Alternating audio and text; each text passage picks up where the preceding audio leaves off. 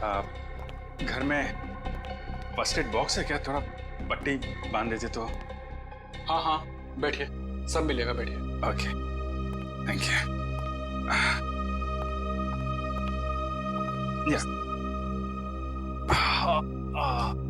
ओह, ये आपके पास pain killer है क्या? बहुत पेन हो रहा है। हाँ हाँ वो भी मिलेगा, लीजिए पहले आप पानी पीजिए। हाँ, या मैं अपना मोबाइल और फर्स्ट एड बॉक्स लेकर आता हूँ, ठीक है? या।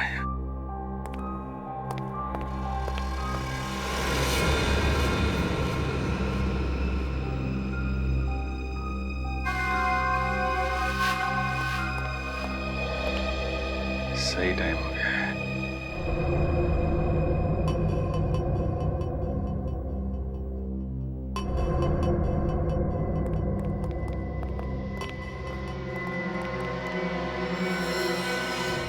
अरे ये बंदूक क्यों? तुम लोग भी बड़े बेवकूफ हो, मदद मांगने है वो भी हमारे पास। कौन हो तुम लोग? लुटेरे, या तो फिर यूं कह लो कि खूनी।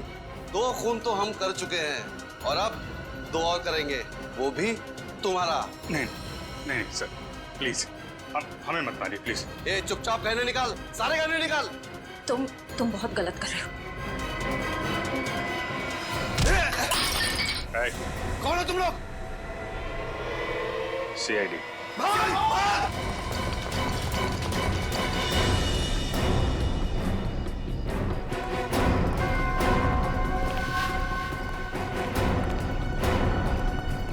CID के सामने से भागना इतना आसान नहीं, वो भी 2-2 खून करके। माफ कर दीजिए साहब, हमें साहब प्लीज साहब माफ कर दीजिए। माफी के लायक तुमने काम ही नहीं किया है जो तुम्हें माफ कर दिया जाए। तुम तीनों के खिलाफ बहुत सारे सबूत है हमारे पास। लक्षिता और इंद्राणी का खून किया तुम लोगों ने। चलो टाइम पूरा हो गया तुम्हारा, निकलो। सर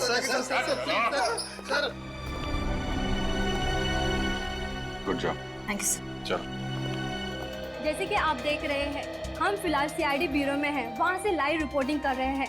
पहले की तरह इस बार भी CID ऑफिसरों ने खतरनाक लैंड माफिया, जी हाँ लेडी डॉन, लक्षिता और इंद्राणी के खूनियों को पकड़ लिया है। उन तीनों खूनियों का नाम है विशाल, शौनक और राहुल। आइए अब सुनते हैं SCP प्रद्युमन का क्या कहना है। लक्षिता और इंद्राणी, इन दोनों के खूनी पकड़े गए और उन्होंने अपना गुनाह कबूल भी किया है। मगर आप लोगों ने इन तीनों को इतनी जल्दी पकड़ा कैसे? कभी कभी सबूत और फोरेंसिक की जांच जब सही दिशा में हो तो खूनी को पकड़ने में ज्यादा देर नहीं लगती। सर ये तो बहुत हाई प्रोफाइल केस है, इसमें 2 माफिया डॉन्स का मर्डर हुआ है। क्या आपको किसी प्रकार का प्रेशर फेस करना पड़ा? हाँ, कभी कभी प्रेशर तो होता ही है, मगर हमने सबूत भी ऐसे इकट्ठे किए कि उन्हें हम फांसी तक पहुंचा ही देंगे।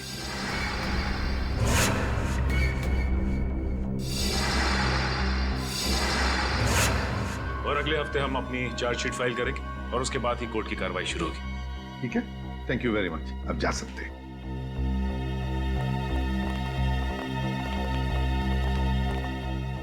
क्या हुआ रे? चुप क्यों? क्या परेशानी है? सर पता नहीं क्यों मेरा दिल नहीं मानता कि ये तीनों खूनी हैं। क्या? क्यों? सर फोरेंसिक रिपोर्ट और क्राइम सीन के इन्वेस्टिगेशन से तो यही साबित हुआ है कि खून उन तीनों ने ही किया है। तो सबसे बड़ी बात तो यह है सर कि उन तीनों ने अपना गुनाह कबूल कर लिया कि उन्होंने खून किए। दया सर, आपको कहीं ऐसा तो नहीं लगता ना कि हमने कहीं इन्वेस्टिगेशन में गलती की है या फिर कुछ नजरअंदाज किया हो? नहीं, वैसे तो हमारे इस डबल मर्डर की तहकीकात सही दिशा में जा रही है, हमेशा की तरह से। इस बार भी हमने सारे सबूत इकट्ठा कर लिए, पर पता नहीं क्यों मुझे कुछ सही नहीं लग रहा सर। जो दिख रहा है शायद वो है नहीं और जो है वो दिख नहीं रहा। आसान के बोल। शादी कर रहा है? क्यों जा रहा है? क्या?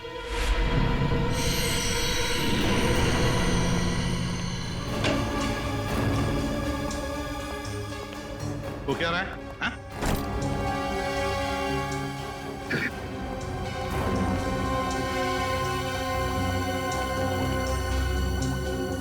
अरे डॉक्टर साहब आखिर बात क्या है?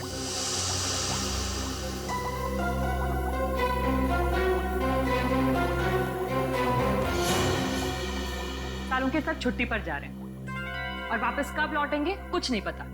क्या छुट्टी पर जा रहे हैं? तू छुट्टी ले कैसे सकता है हा? अरे यार, इस पे इतना हाइपर होने की क्या जरूरत है? हाँ? मैं छुट्टी पे जा रहा हूँ क्योंकि मेरी तबीयत ठीक नहीं है और मैं अपने घर जा रहा हूँ छुट्टियां लेकर के। किसी दूसरी दुनिया में नहीं जा रहा हूँ, क्योंकि मुझे इस लैब में ये इन लाशों से, इस केमिकल सेक्शन से मेरी तबीयत खराब होती है। मैं थोड़े दिन आराम करना चाहता हूँ, बस इतनी सी बात है। बस इतनी सी बात है। ये कौन है? तुम कौन? सर मैं इनकी पर्सनल नर्स हूँ, मेरा नाम मोनिका है। एक्चुअली इनकी ईसीजी रिपोर्ट्स बहुत खराब आई हैं, इसीलिए डॉक्टर ने इन्हें कंप्लीट रेस्ट करने के लिए बोला है।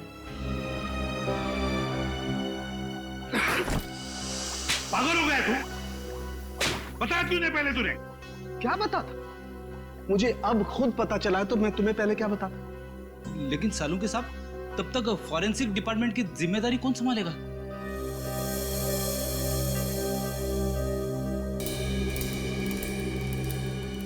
रेडी है, मुझे नहीं पता है। बॉस, किसी दूसरे फॉरेंसिक एक्सपर्ट को बुला लो। मैं कुछ दिन के लिए आराम करना चाहता हूं। मुझसे अब कुछ नहीं हो सकता है और मुझे नहीं मालूम मैं कब वापस लौटूंगा। Thank you.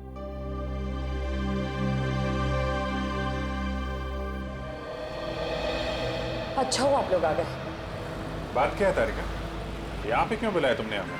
मुझे तुमसे जो बात कहनी है, पता नहीं उसका रिएक्शन क्या होगा, लेकिन बात कहना जरूरी है। सालों के सर का बर्ताव और उनके काम करने का ढंग कुछ दिनों से बहुत बहुत अजीब हो गया है। क्या मतलब है तुम्हारा? देखो आप लोग प्लीज मुझे गलत मत समझिए। सालों के सर मेरे गुरु हैं।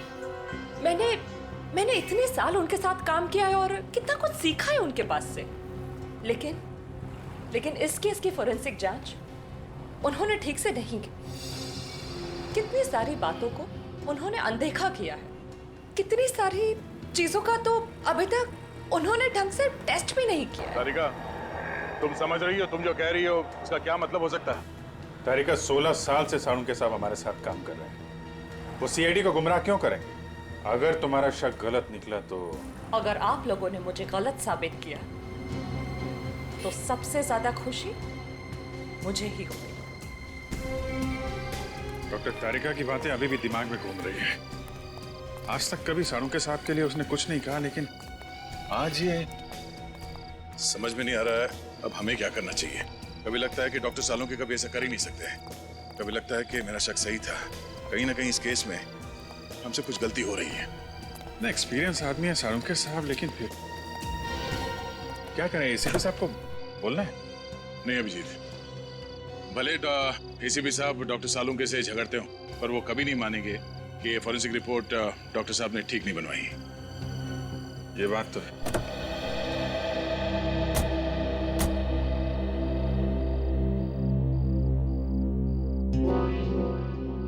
ये क्या है? मैं देख रहा हूं।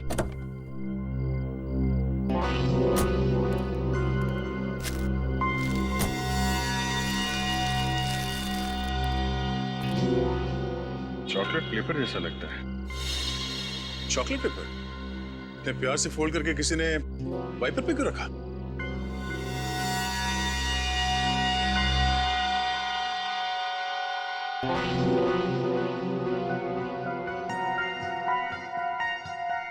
कुछ लिखा हुआ है इसमें।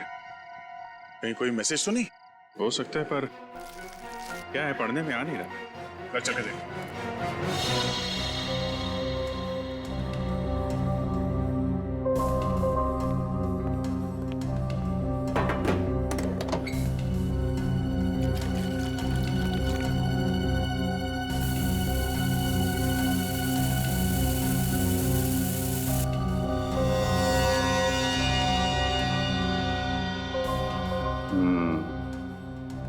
इनविजिबल इंक से लिखा गया था, hotel red central. Hotel red central? Lakshita और इंद्राणी की काम वाली सकूबाई ने भी होटल रेड सेंट्रल का ही नाम लिया था। लक्षिता मैडम और इंद्राणी मैडम 10 सितंबर को रेड सेंट्रल होटल में जाने वाले थे।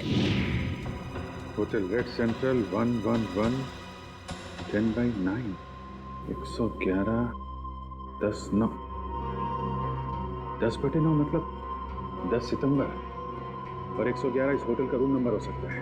10 सितंबर को लक्षिता और इंद्रानी का खून हुआ था।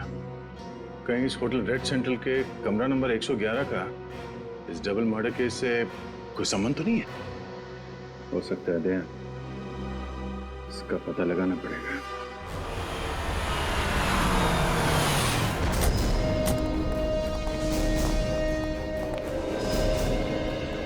होटल मैनेजर कौन है?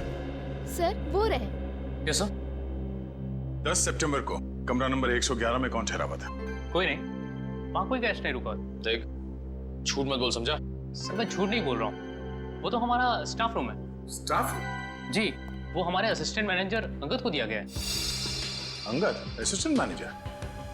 जरा इस अंगद को बुला। सर वो तो अभी यहाँ नहीं है। उनकी डिटेल्स तो होंगी आपके पास? Yes sir. राइट।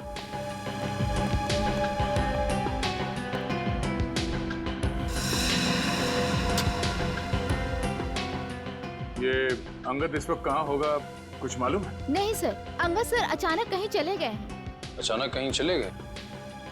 हाँ सर, 10 तारीख को शाम को 6:30 से 7 के बीच वो रूम की चाबी लेकर बाहर निकला और आते ही बोला कि उसे मुंबई से बाहर जाना है, उसे कुछ दिनों के लिए छुट्टी चाहिए। और कहाँ गया ये बता के नहीं गया? नहीं सर, इनफैक्ट वो अपना सामान लेने अपने रूम में भी नहीं आया। और उस दिन से उनका कमरा खोला भी नहीं गया है।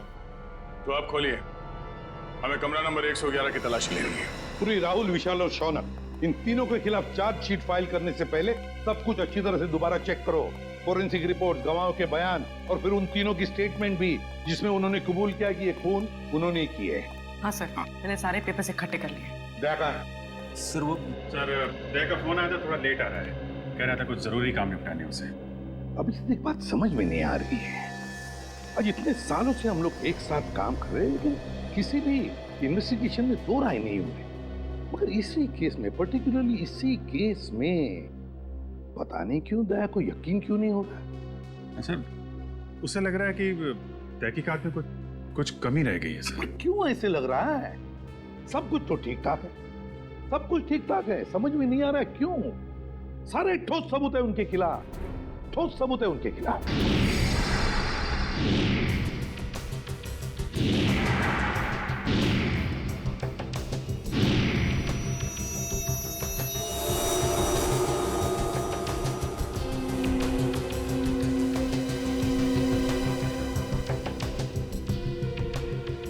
सर, लक्षिता को माथे पे गोली मारी गई है और इंद्रानी को गले पे। दोनों ही गोलियां आर पार हो गई हैं। हाँ सर, और दोनों के शरीर पे कोई चोट या खरोच के निशान नहीं है। मतलब मौत से पहले हाथापाई नहीं हुई?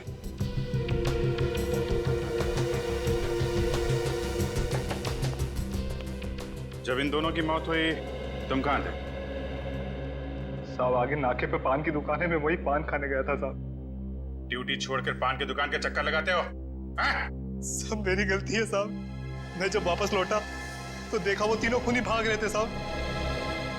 तुमने खूनियों को भागते हुए देखा? हाँ साहब, लक्षिता मैडम और इंद्रानी मैडम के दुश्मन थे साहब, उनके हाथ में बंदूक भी थी साहब। कौन है दुश्मन उनका? सर वो विशाल, शौनक और राहुल।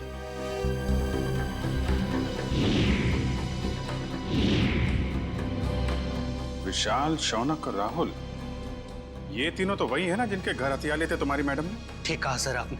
मैंने तो कई बार इंद्राणी मैडम और लक्षिता मैडम को कहा था कि प्लीज आप अपना पर्सनल बॉडीगार्ड रख लीजिए, लेकिन नहीं सर, अब प्रॉपर्टी के काम में दुश्मनी तो होगी सर। यहाँ घर में कोई और भी था इनके साथ? नहीं साहब, फार्म हाउस पे वो दोनों अकेली थी साहब। लेकिन फार्म हाउस पे काम करने वाली शक्कू भाई वो भी नहीं आई थी साहब। सर,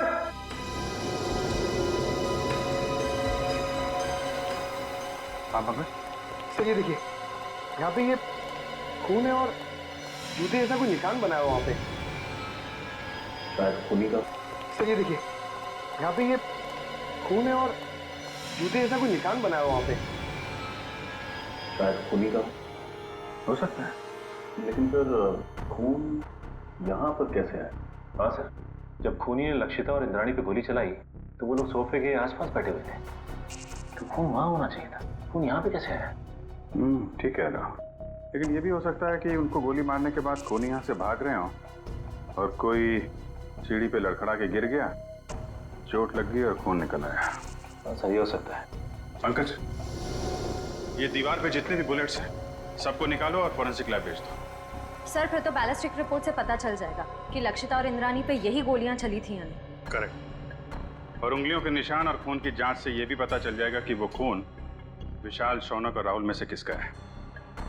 एक काम करो, जितने भी आई विटनेस है सबके स्टेटमेंट लो और तुषार से साइन करा लो। सर। रजत, सक्कू भाई को बुलवाओ, पूछताछ करो उससे। सचिन, विशाल, शौनक और राहुल तीनों की फोटोग्राफ सारे पुलिस स्टेशन में भेजो। सारे मोबाइल वैन और चेक नाके पे भी भेजो। तीनों बच के जाने नहीं चाहिए। सक्कू भाई, मैं तुमसे कुछ सवाल पूछूंगा, सब सच सच बताना। साहब, सक्कू भाई कभी झूठ नहीं बोलती। अच्छी बात है। आज तुमने लक्षिता मैडम और इंद्राणी मैडम के बर्ताव में कुछ अजीब पाया था? नहीं साहब। अच्छा, राहुल, शौनक और विशाल, इन तीनों का तुम्हारे मैडम के साथ कभी कोई झगड़ा हुआ था? नहीं साहब, मैंने कभी कोई झगड़ा नहीं देखा। तुम्हारी दोनों मैडम यही रहती? नहीं साहब, शनिवार रविवार को आराम करने के लिए वो फार्म हाउस आ जाते थे और सोमवार को चले जाते थे साहब। और कुछ याद है तुम्हें? हाँ साहब, लक्षिता मैडम और Indrani madam hotel red centre में जाने वाले थे। तुम्हें अच्छी तरह याद है कि वो होटल रेड सेंट्रल ही जाने वाले थे? हाँ साहब, मुझे पक्का याद है ना। मैडम ने खाना बनाने के लिए मुझे मना किया था। और हाँ साहब, वो किसी के साथ डिनर करने को जाने वाले थे, लेकिन वो गए नहीं गए मुझे कुछ भी नहीं पता है साहब। मैं वहां से भी चली गई। Hotel red central. इतने सारे सबूत मिले अभिजीत, उंगलियों के निशान, फिर वो गोलियां भी जिससे खून हुआ है, और फिर गवाहों के बयान भी। वही तो सर, उन तीनों के पास इंद्राणी और लक्षिता को मारने का कारण भी था, क्योंकि उन्होंने उन तीनों को बेघर किया था। यहाँ तक कि वॉचमैन ने भी उन्हें खून करके भागते हुए देखा था।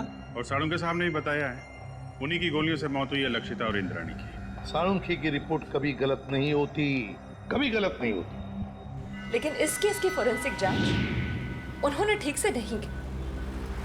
कितनी सारी बातों को उन्होंने अनदेखा किया है। कितनी सारी चीजों का तो अभी तक उन्होंने ढंग से टेस्ट भी नहीं किया है। हाँ सर, साळुंखे साहब का काम तो एकदम पक्का होता ही है, पर पता नहीं क्यों अचानक उनकी तबीयत कैसे खराब हो गई। हाँ सर, साळुंखे सर जब क्राइम सीन पर आए थे वो तब से ही परेशान लग रहे थे। शायद तब से उनकी तबीयत खराब हो गई।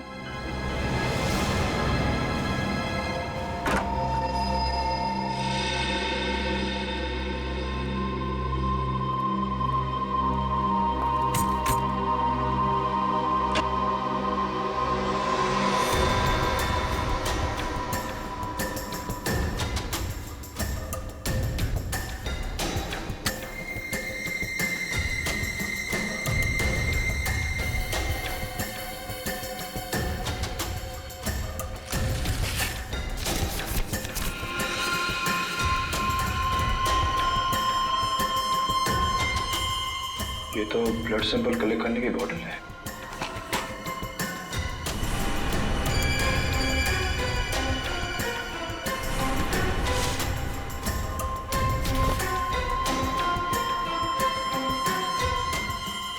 तो किसी चीज की ड्राइंग की गई इस पेपर में।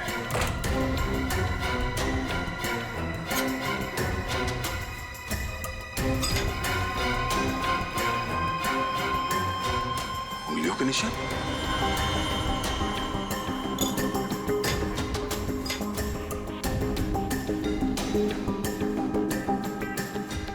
ये RVS। सर, ये देखिए, लगता है कोई अलग अलग आदमियों के उंगलियों के निशान बना रहा था। अरे सर, क्या इस कमरे में अंदर के अलावा कोई और भी है? नहीं सर, वही रहता था। यार इस मरीज में ये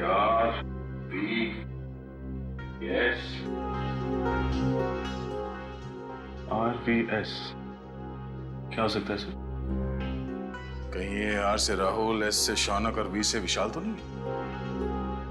सर लेकिन अंगद ने इन तीनों के फिंगरप्रिंट्स उठाए कहां से? पानी के ग्लास पर से या फिर टेबल के ऊपर से?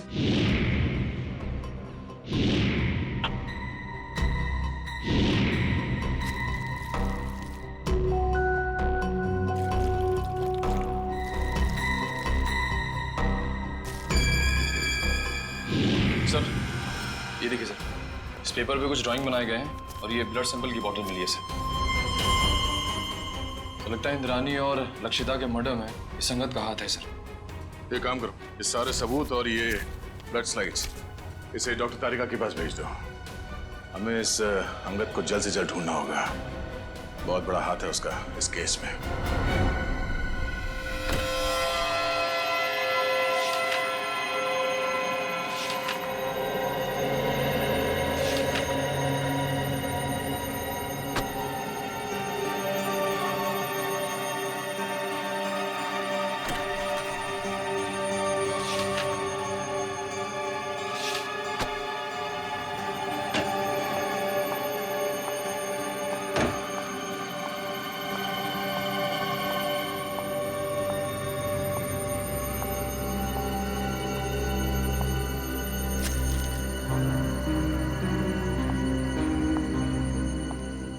सब आप सचमुच जा रहे हैं?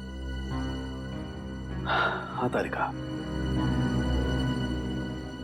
मेरा काम खत्म हो गया है।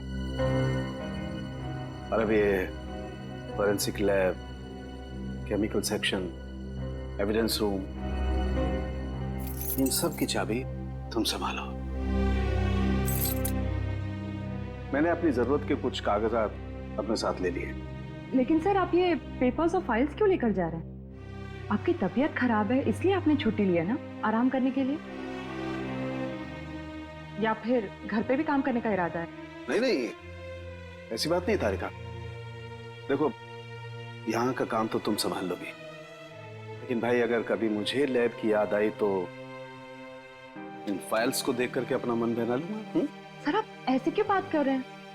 आप वापस लौटने वाले ना ठीक होकर? हाँ यस जरूर। एनीवे, तुम मेरी चिंता छोड़ो, यहाँ मन लगा के काम करना। देखो अब तुम्हारी जिम्मेदारी ज्यादा बढ़ गई है। अब सर, अब हमें चलना चाहिए।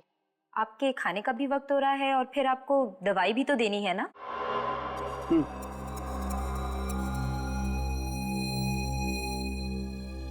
ओके तारिका।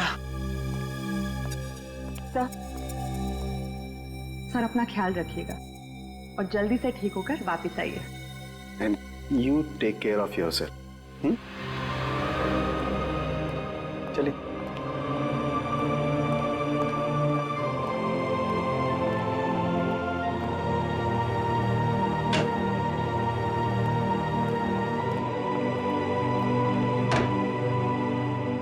अंगद के कमरे से मिले सबूतों की जांच शुरू करनी पड़ेगी।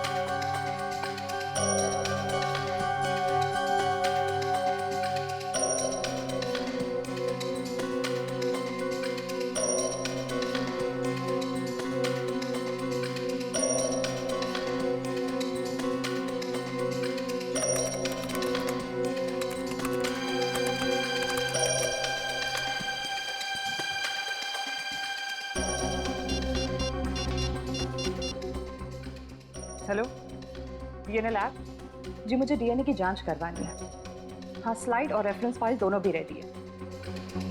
डॉक्टर सालुंके एक्चुअली सालुंके के साथ छुट्टी पे है और उनके जगह जो नए हेड ऑफ द डिपार्टमेंट आने वाले हैं उन्हें ज्वाइन करने में थोड़ा टाइम है, लेकिन मैं इस केस में बिल्कुल डिले नहीं कर सकती, इसलिए प्लीज़ आप रिपोर्ट जल्द से जल्द रेडी कर दीजिए। Okay, thank you very much.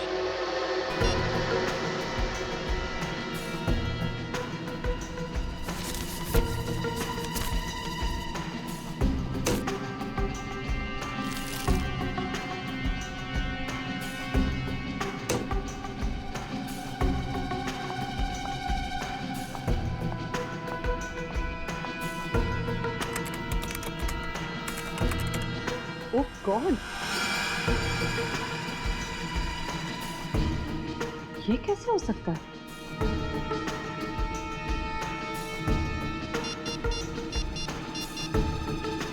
Hello,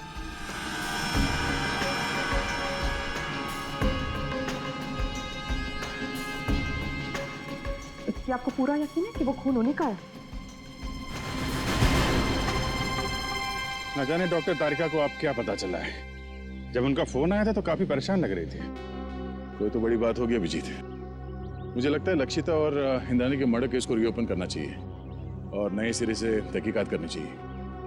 हमारा शक सही निकला। फिंगरप्रिंट और डीएनए रिपोर्ट।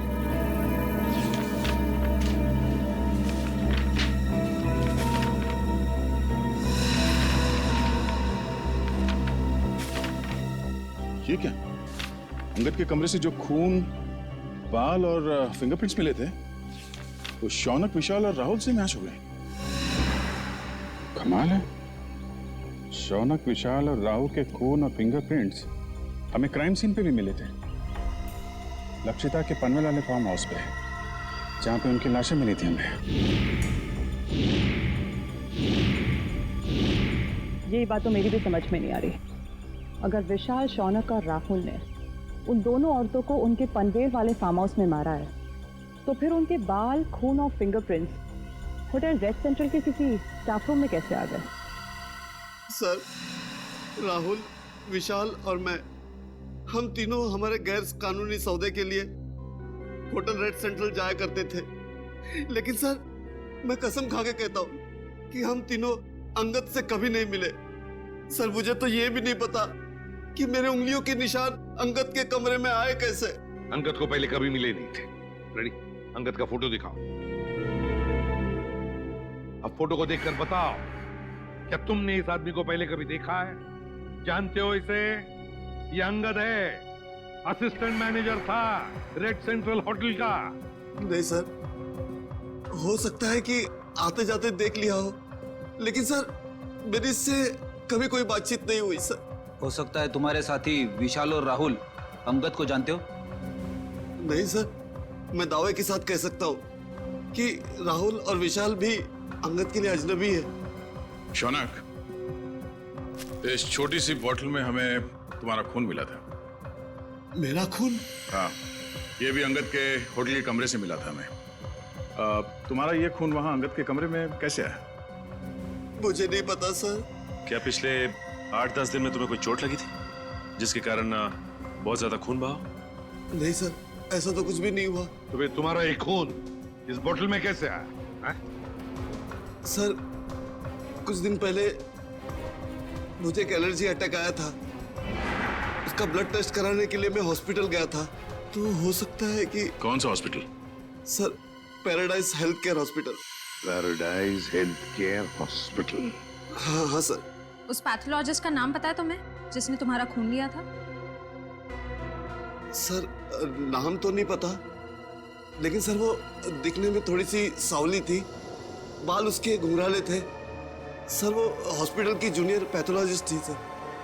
सर, मुझे तो लगता है कि शौनक और उसके साथियों ने ही लक्षिता और इंद्राणी का खून किया है और ये सब ड्रामा कर रहा है, नाटक कर रहा है।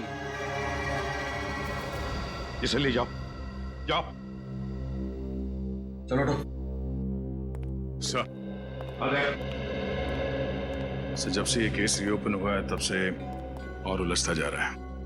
पहले किसी ने मेरी गाड़ी में उस चॉकलेट के पेपर पे होटल रेड सेंटर लिखा और उसी होटल के कमरे से ये अंगद गायब हो गया और उसके कमरे में से इन तीनों के बाल, फिंगरप्रिंट्स और खून मिले। और सर और क्या? सर, समझ में नहीं आ रहा कैसे कहूं, आपको मेरी बात का यकीन होगा या नहीं। यकीन करूंगा या नहीं? साफ साफ बताओ दया। सर, वो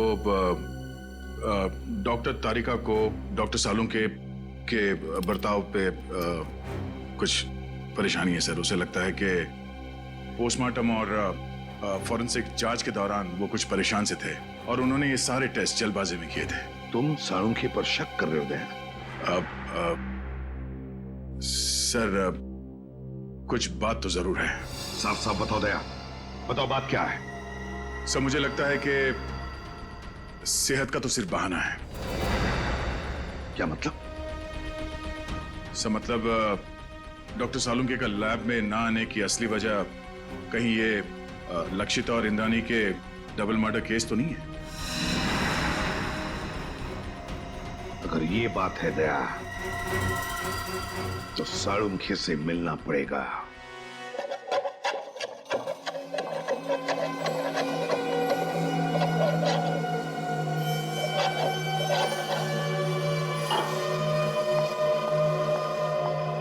खाना काम कर रहा हूँ ना, देखने दे, रख दो, बाद में खाऊंगा।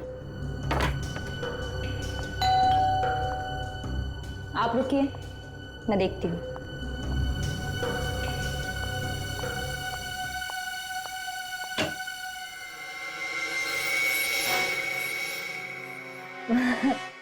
सर आप आइए ना प्लीज। अरे प्रद्युमन, दया, अरे आप सब लोग यहाँ। हाँ, तू इतना चौंक क्यों गया हमें देखकर? नहीं मतलब आप सब लोग यहाँ मेरे घर पे इस वक्त किस लिए? हम ये पूछ रहे हैं कि आपकी तबीयत कैसी है। वैसे तो हम यहाँ फोन करके आना चाहते थे, पर आपका फोन कब से स्विच ऑफ आ रहा है। हाँ, वो बैटरी का प्रॉब्लम होगा। सर आपकी तबीयत कैसी है अब?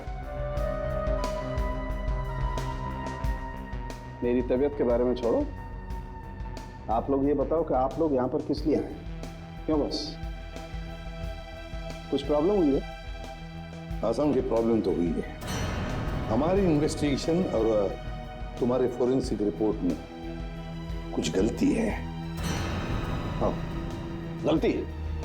हाँ, हो सकती है, गलती हो सकती है। गलती आपके इन्वेस्टिगेशन में हो सकती है, मेरी रिपोर्ट में कोई गलती नहीं हो सकती। मैं कभी कोई गलती नहीं करता हूं।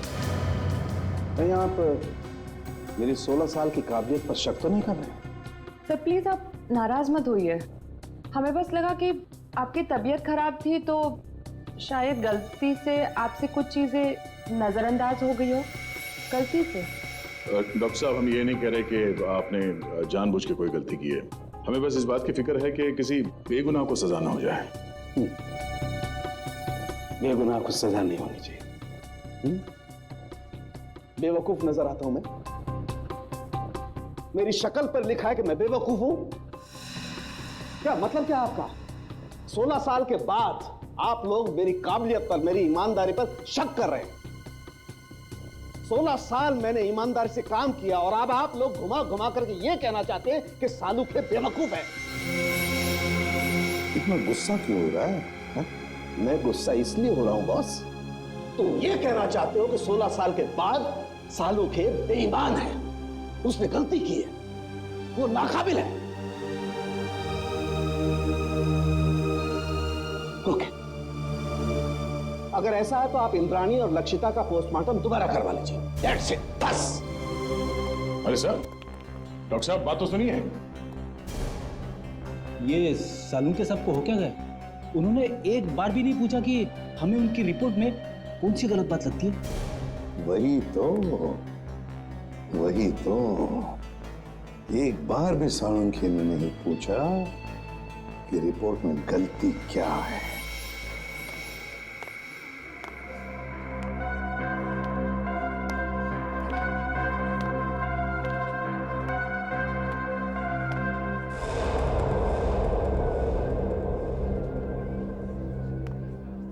भाई साहब, हाँ? ये स्लिप देखकर बताइए।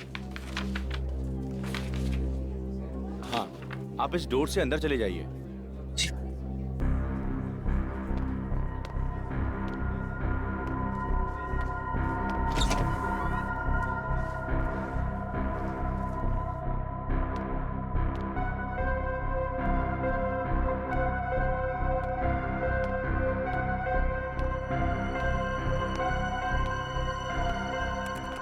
मैडम, ये आप उस कुर्सी पे बैठ जाइए। ठीक है।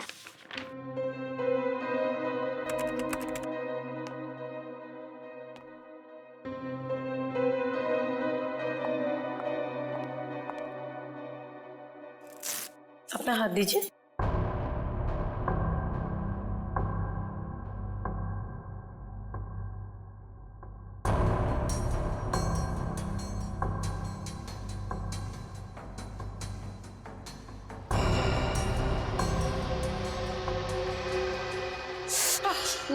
मुझे बहुत डर लग रहा है। घबराइए मत, आपको कुछ नहीं होगा। लीजिए।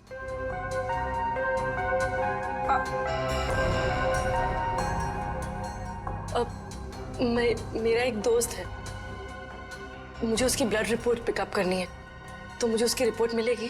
पेमेंट स्लिप है आपके पास? स्लिप तो नहीं लाई हूँ, लेकिन उसकी रिपोर्ट्स बहुत अर्जेंट है। वो बीमार है तो आ नहीं सकता। उसका नाम शौनक है। ठीक है, मैं चेक करके आपको बताती हूँ। लेकिन मैंने तो किसी शौनक की रिपोर्ट नहीं देखी, और अगर होती तो रिकॉर्ड में होती।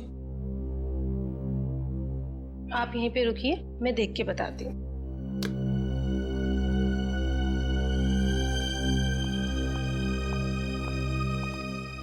एक्सक्यूज मी, आप एक एक करके आइए। ये मेरे साथ है।